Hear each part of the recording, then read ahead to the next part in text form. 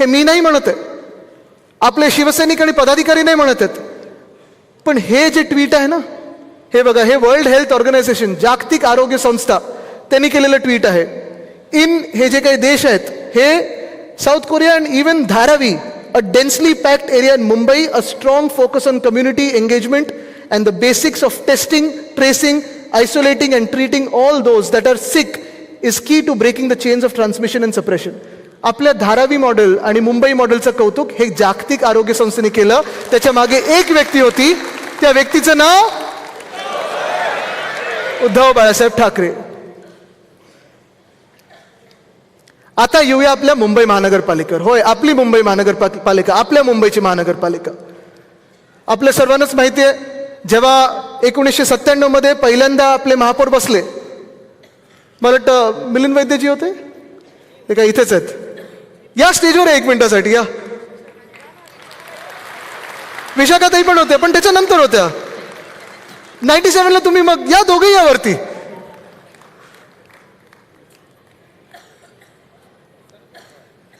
हा, मला वाटतं विशाखाताई पहिले होते. आम्हाला आठवतं, आम्ही पहिलं जेव्हा महापौर बंगला जायचो तेव्हा ताई असायच्या तिथे. या ना, दोघं या. बघा, माहीमचं वर्चस्व आहे, बाकीच्या विभागांनी जरा दाखवलं पाहिजे.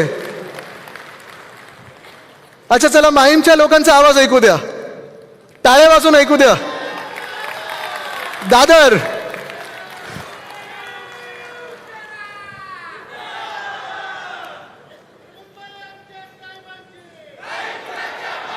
आणि किशोरीताईंना पण आपण वरती बोलूया, कारण 2022 पर्यंतचा प्रवास दाखवायचा आहे. आमच्या वर्णीला बोलवलं पाहिजे ना वरती. काय त्यांना मध्ये बोलवणार आहे मी. आपले सगळे महापौर आणि उपमहापौर जे आहेत त्यांना मंचावर बोलवणारच आहे मी. जय महाराष्ट्र, जय महाराष्ट्र. या ताई. आता हा जो प्रवास आहे, श्रद्धाताई पण असतील इथे कुठेतरी आहेत. हा, पण तिथून जी निवडणूक झाली 97 ला एवढी तूट होती ना. येस, म्हणूनच ते मी. ताई, तुम्ही ह्या बाजूला या, आणि मग पुढचे जे होत जातील आपण त्यांना तसं 5 वर्षानंतर. तुम्ही डेफिसिटमध्ये होतात, वरळीनी. आता विशाखाताईंपासून किशोरीताईंपर्यंत हा जो प्रवास झाला, अर्थात मध्ये अनेक आपले महापौर उपमहापौर आहेत, ते सगळे होते. आणि ह्या प्रवासामध्ये आपल्याला आठवत असेल 650 कोटींची तूट होती, त्यावेळी डेफिसिट होतं, बरोबर आहे ताई. आणि तेव्हा आपल्याला जी महानगरपालिका आपल्या हातात आली होती, अर्थात तेव्हा आपल्यासोबत कोण होतं, त्यांना नंतर प्रश्न आहेत माझ्याकडे, ते नंतर विचारणार आहे मी. आपल्याला शिव्या देत असतात ना, विचारणार प्रश्न मी. पण टाईमपासून जी आर्थिक घडी आपण बसवायला लागलो, कारण ह्याला बोलतात इकॉनॉमिक प्लॅनिंग. कुठचंही राज्य चालवत असताना, कुठचीही संस्था चालवत असताना, कुठचंही शहर चालवत असताना सगळ्यात महत्त्वाचं काय असतं, तुमचं आर्थिक नियोजन तुम्ही कसं बनवता. सध्या जर तुम्ही केंद्र सरकार बघाल किंवा कुठचंही दुसरं भाजपचं सरकार बघाल, आर्थिक नियोजनचं बत्त्याबोळ करून ठेवलं आहे, बत्त्याबोळ. कुठेही काही आर्थिक नियोजन नाही. त्यांचा दिवस आला की त्या दिवसात पैसे कसे उडवायचे, कॉन्ट्रॅक्टर्स आणि बिल्डर्सच्या कशा घशात घालायचे, तेवढंच प्लॅनिंग असतं. पण नागरिकांचे पैसे वाचणार कसे हे कुठेही प्लॅनिंग नसतं. पण मला आठवतं, मी अनेकदा, मी जेव्हा विशाखाताई महापौर होते तेव्हा मी, मला वाटतं 6 वर्षाचं होतो, पण तेव्हा पण मी माझ्या वडिलांसोबत असेल, आजोबांसोबत असेल, ह्या बैठकींमध्ये असायचो. आवड म्हणून असायचो, राजकारणाची एक आवड होती. आणि त्या आवडीनिवडीमध्ये त्या सगळ्या बैठकींचा जो माझ्यावर एक परिणाम होत गेला, किंवा त्याचं जे एक माझ्यावर इम्प्रेशन होत गेलं, हाच विचार आत्तापर्यंत आपण चालवत आलो पुढे, की कुठचंही काम मुंबईसाठी करत असताना ते पारदर्शक कसं असलं पाहिजे, 2 चांगल्या दर्जाचं कसं असलं पाहिजे, आणि 3 कुठचाही प्रश्न समोरून आला तरी उत्तर त्याचं आपल्याकडे चोख असायला पाहिजे, आणि छाती ठोकून सांगायला पाहिजे की होय, आम्ही ते काम अभिमानाने केलं. पण ह्याचाच परिणाम हा झाला. तुम्ही पाहिलं असेल, जी 600 कोटीची 650 कोटीची तूट होती, ती 2022 पर्यंत, म्हणजे जेव्हा किशोरीताई महापौर झाल्या तेव्हापर्यंत आपण 92,000 कोटीचं सरप्लस, 92,000 कोटीचं सरप्लस म्हणजे विचार करा, अनेक राज्यांपेक्षा जास्ती आपण आपलं FD बनवलं होतं. बरं, हे समोरून जे टीका करतात, जे भाजपवाले असतात किंवा इतर जे आपल्यातून फुटून गेले, तुम्ही बसले तरी चालेल ताई. येस, धन्यवाद ताई. तुमचा सत्कार केलाच वरती बोलवलं मी, तुम्ही जेवढं चांगलं काम केलं. आणि बाकीच्या महापौरांना सगळ्यांना, स्नेहलता इथे आहेत, सगळेच आहेत. आता हे जे काम आपण केलं, हे सगळ्याची ही आपण आर्थिक चढ आपण पाहिली 92,000 कोटीपर्यंतची. कुठेही आपलं काम मुंबईचं थांबलं नव्हतं, कुठेही कुठची कामं थांबवली नव्हती, कुठेही जास्ती आपण कपात लावली नव्हती. हे काम आपण आर्थिक नियोजन जे केलं, कुठेही टॅक्स वाढवला नाही मुंबईकरांवर, कर वाढवला नाही, कुठेही पैसे लुटले नाहीत. हे प्रत्येक रुपया हा 92,000 कोटीचा आपण जे प्रोजेक्ट्स आपण सुरू करणार होतो त्या प्रोजेक्टसाठी त्या बजेटमध्ये आपण दाखवत आलो. बरोबर आहे. इथे आता आपले स्टँडिंग कमिटीचे जे चेअरमन असतील, मला शैलेशजी दिसत होते मगाशी, फणसेजी कुठे दिसत होते, हा ते बघा फणसे साहेब, तुम्ही पुढे, तुम्ही तिथे कुठे बसलात. तर ह्या सगळ्या लोकांनी हे प्लॅनिंग करत करत मुंबईकरांच्या समोर पारदर्शक आणि चांगला कारभार करत आपण हे 92,000 कोटीपर्यंत गेलेलो आहे. पण 2022ला ज्या गद्दारांनी आपलं सरकार पाडलं आणि मुख्यमंत्री झाले, त्यांचा तिजोरीवर आपल्या डोळा होता, ॲनेकोंडाला सोबत घेऊन वोट चोर नोट चोर जब साथ में आते तो क्या होता है, ॲनाकोंडा. आता काय असेल परिस्थिती, कोण सांगू शकेल का मला?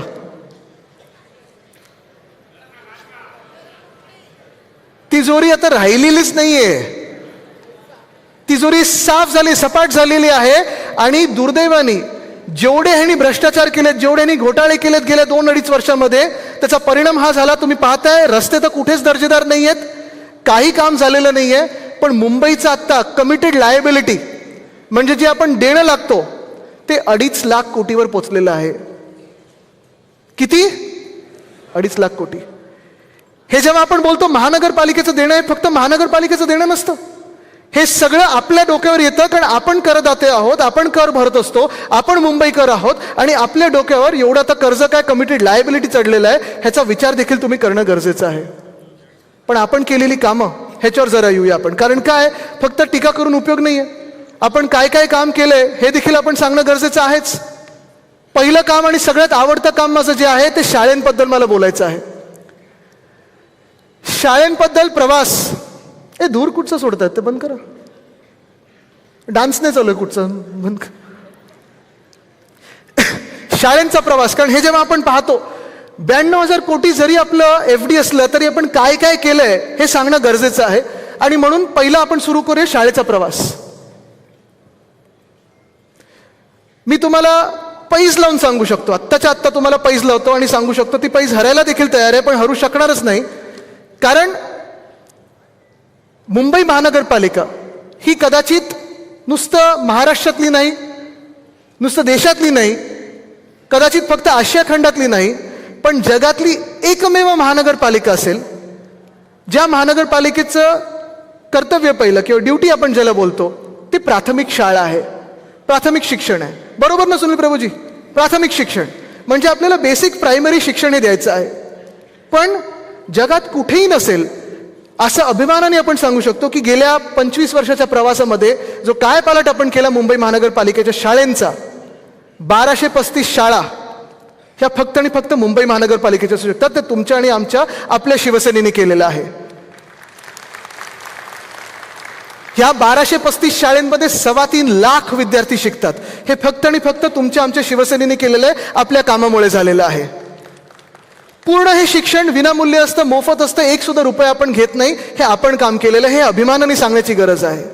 ह्या शाळेंमध्ये 8 की 9 भाषांमध्ये शिकवलं जातं. मराठी आहे, इंग्लिश आहे, सेमी इंग्लिश आहे, हिंदी आहे, गुजराती आहे, उर्दू आहे, तमिळ आहे, तेलुगू आणि कन्नड आहे.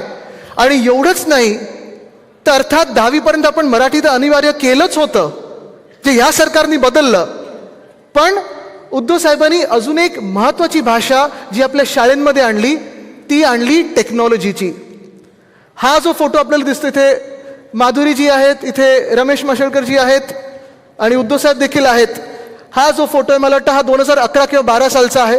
श्रद्धाताई तुम्ही आहात म्हणजे तुमच्या टर्ममधलं आहे. आणि हे काम जे आपण केलं ते व्हर्च्युअल क्लासरूमचं केलं.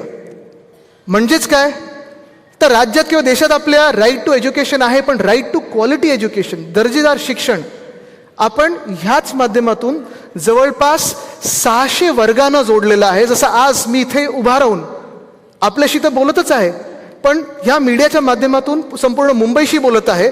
तसंच एक शिक्षिका किंवा एक शिक्षक एका स्टुडिओमध्ये उभं राहून दर्जेदार शिक्षण हे 600 वर्गांना एकत्र देऊ शकतो. हे आपण काम करून दाखवलेलं आहे. देशात कुठेही नसेल हे आपण काम करून दाखवलेलं आहे.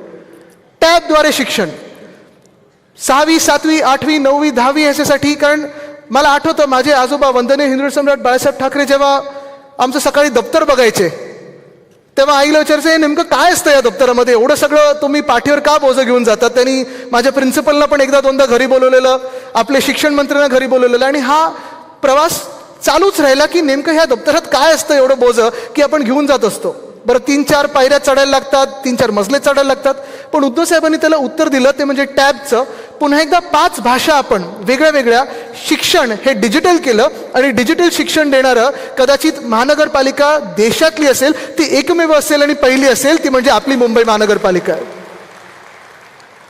अर्थात हे सगळं होत असताना मुंबईचं शिक्षण हे सुधारायचं कसं, एखाद्या पिढीला घडवायचं असेल, एखाद्या समाजाला पुढे न्यायचं असेल तर मी हे नेहमी उदाहरण देतो.